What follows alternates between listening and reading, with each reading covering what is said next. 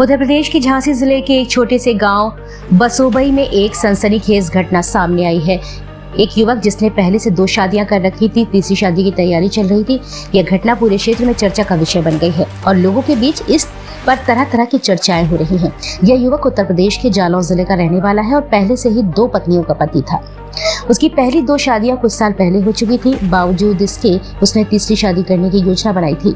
युवक ने यह सोचा कि वह दोनों औरतों को धोखा देकर तीसरी शादी कर लेगा। तीसरी शादी के लिए युवक ने अपनी योजना के अनुसार झांसी जिले के बसोबई गांव में एक लड़की से संपर्क किया। जितेंद्र ने लड़की और उसके परिवार को यह बताया कि वह अविवाहित और शादी करना चाहता है। लड़की और उसके परिवार ने उसकी बातों पर विश्वास किया। शादी की तैयारियां शुरू हो गई। शादी का दिन नजदीक आ रहा था और सब कुछ योजना के मुताबिक चल रहा था, लेकिन इस बार जितेंद्र की चालाकी काम नहीं आई। पहले से शादीशुदा दोनों पत्नी यह विनीता और पूजा को जैसे ही शादी का पता चला, झांसी जिले के समथर थाना क्षेत्र ग्राम बसोबई पहुंच गई। लड़की के परिजनों के घर पुलिस के साथ जा पहुंची, जहां उन्होंने पूरी वाकया लड़की के परिजनों को सुनाया तो लड़की के परिजनों के पैरों तले जमीन खिसक गई और जांच पड़ताल शुरू की। तब पता चला कि युवक पहले से ही शादीशुदा है और उसकी 2 पत्नियां हैं। लड़की और उसका परिवार सदमे में है और उन्होंने तुरंत शादी रोकने का निर्णय लिया है। इस बीच युवक की पहली दोनों पत्नियों को भी इस बात का पता चला कि उसका पति तीसरी शादी करने जा रहा है। वे दोनों इस धोखाधड़ी को सहन नहीं कर सके और उन्होंने पुलिस को सूचना दी।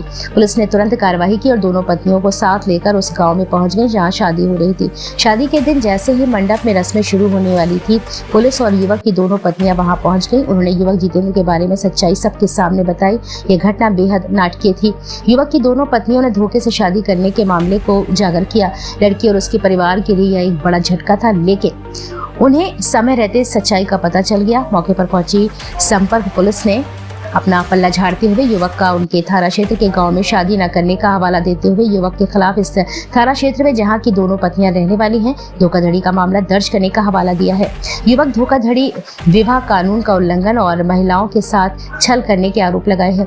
ये घटना ने पूरे गाँव और आसपास के क्षेत्रों में हलचल मचा दी है। लोग इस घटना पर चर्चा कर रहे थे और इस बात से नाराज थे कि कोई व्यक्ति इस हद तक धोखाधड़ी कर सकता है। गाँव के बड़े बुजुर्गों ने इस घटना की निंदा की और कहा कि इस तरह की घटनाएं समाज की नैतिकता और मूल्यों को कमजोर करती हैं। उन्होंने सभी को सतर्क रहने और किसी भी प्रकार की धोखाधड़ी से बचने के लिए सचेत किया है।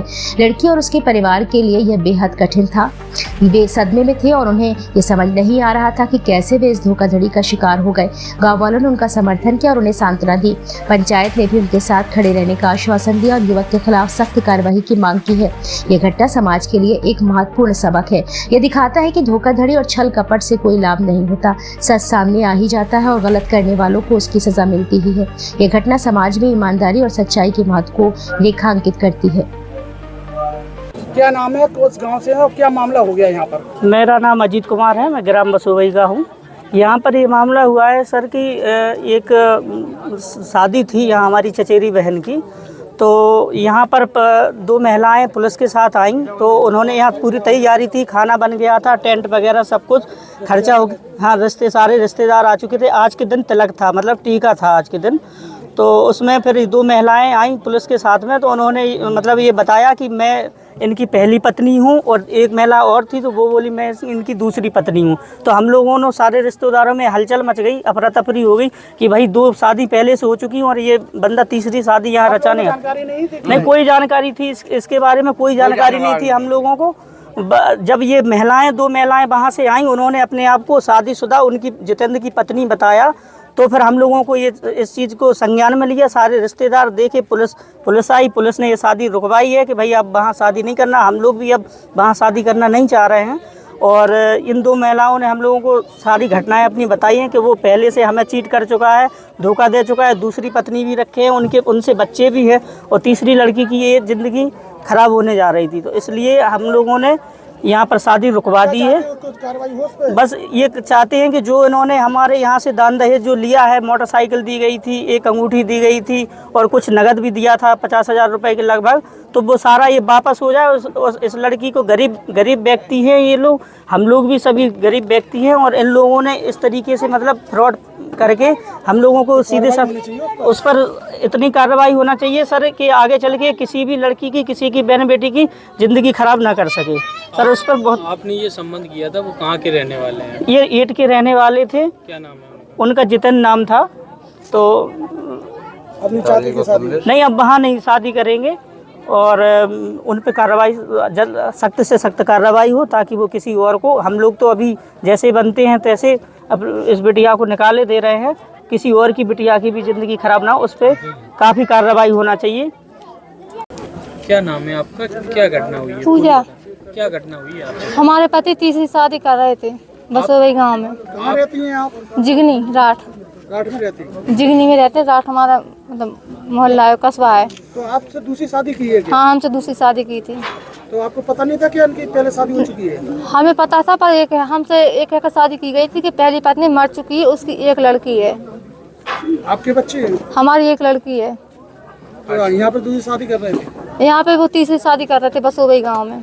आपको सूचना कैसे पता चली? हमें मोहल्ले वालों ने फ़ोन करके बताया, तब हमें जानकारी की। तो एसपी साहब के यहाँ हो रही में हमने एप्लीकेशन दिया कल परसों के दिन। तो वहाँ पे भी कोई सुनवाई नहीं हुई। तो जाकर हमने एक थाने में कहा, तो वहाँ से दरोगा जी बोले हम मिलेंगे नहीं, हम अपने काम से बाहर जा रहे हैं आज, और शाम को आना, शाम को बात करेंगे, क्योंकि वहाँ पे पैसे भर दिए गए थे। तो फिर आप लोग कहाँ आ गए? हम लोग फिर आए यहाँ पे मोड़ थाना से हमें पता चला कि ये बस वो वही संतर थाना के अंडर में पड़ता है। तो इसलिए फिर हम संतर थाना गए वहाँ से। फिर यहाँ से फिर पुलिस ने हमारी सहायता की, तब वो लोग हमें यहाँ लेकर आए। तो हम लोगों ने यहाँ शादी रुकवाई। बारात आ गई थी क्या यहाँ? नहीं, बारात नहीं आ पाई थी। वो अभी आए नहीं है तुम्हारे पति? नहीं, वो आए नहीं है। अब आप लोग क्या चाहते हैं? अब हम लोग चाहते कि हम लोगों को न्याय मिलना चाहिए, और हमारी जो बच्चियाँ हैं उनका हिस्सा मिलना चाहिए उन्हें। विनीता। क्या क्या घटना हुई है आपके साथ, पूरी बताएं। हम उरई के उतर से आए हैं, उरई से हमें मालूम चली, विनीता नाम हमारा, और हमें मालूम चली कि तीसरी शादी कर रहे हैं।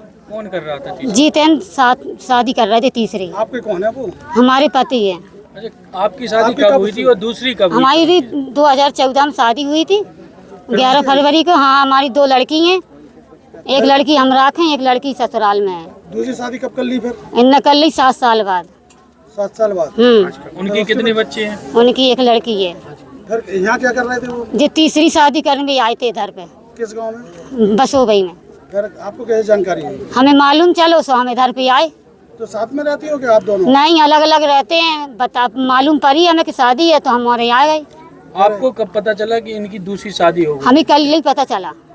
तो यहाँ पर क्या बोला था कि दूसरी शादी का कब पता चला? दूसरी शादी का हमें मालूम नहीं चला, बाद में मालूम चला। तो हम हमारे कोर्ट गए थे, थाने भी गए, तो वे कह रहे सबूत दो। अब हमारे पास सबूत नहीं है, सबूत ही नहीं है, तो हम क्या दे देते इसको। अभी तो हमारे यहाँ पर क्या बोल रहा है लड़की वाले? और लड़की वाले पुलिस आई थी, क्या कह गई? पुलिस विजयी कह गई है कि हाँ शादी रोक गई है। शादी रुक गई है? हाँ।